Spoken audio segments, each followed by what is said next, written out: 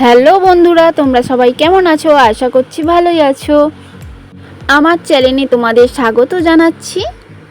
এই গাছটা অনেকটা কলকে ফুলের মতন, কিন্তু ফুলগুলো অনেক সুন্দর দেখতে হয়। আর এখানে এই যে দেখো আমাদের জবা ফুলের গাছ, আর অনেকগুলো কুঁড়ি আছে। মা সকালে ফুল তুলে নিয়েছে। আর এটা হচ্ছে কারি পাতার গাছ। আমার অনেক দিন ধরে ইচ্ছা ছিল যে একটা কারি পাতার গাছ বসাবো। তো দেখো এই গাছটা 1 বছর হয়ে গেল আমি এনেছি, আর গাছটা দেখো কতটা বড় হয়ে গেছে। যে কোনো জিনিস ছোট থেকে বড় হতে দেখলে ভীষণই আনন্দ লাগে। তো সেই রকমই একটা ব্যাপার। গাছটা আমি অনেকটা ছোট এনেছিলাম, তো অনেকটাই বড় হয়ে গেছে গাছটা।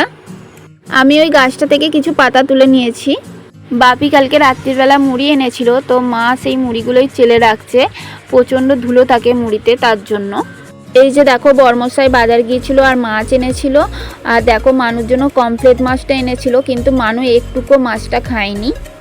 চলো মাছগুলো ধুয়ে নিই, মাছগুলো ধুয়ে চান করে নিই।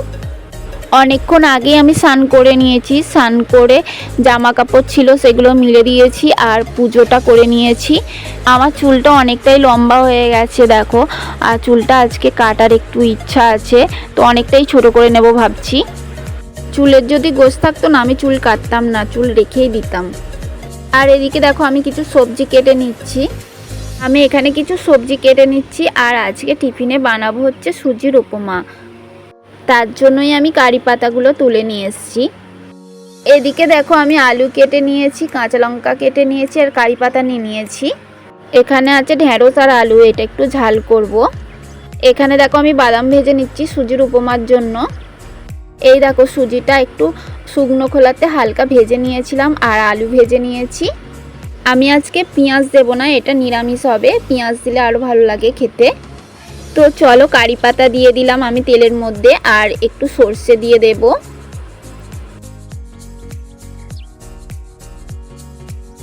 এই দেখো কারি পাতাটা সর্ষেটা হয়ে যেতে আমি সুজিটা দিয়ে দিয়েছি। আর আমি 1 বাটি সুজি নিয়েছিলাম, তো তার মাপে আমি 1 বাটি জল দিয়ে দেবো এর মধ্যে।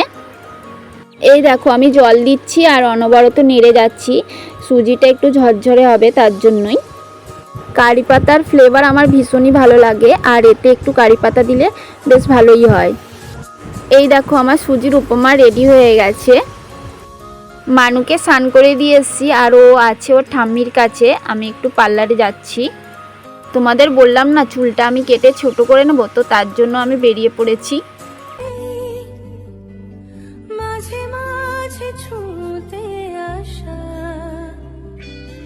জানি হাত বাড়ালে ধরা দেবে ভালোবাসা। তুমি পথে চেনো, পাশে আছি জেনো, আমাকেও সঙ্গে নিলে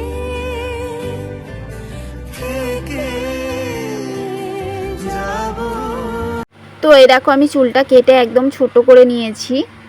আমার চুল কাটিংটা ঠিক আছে কিনা অবশ্যই তোমরা কমেন্ট করে জানিও।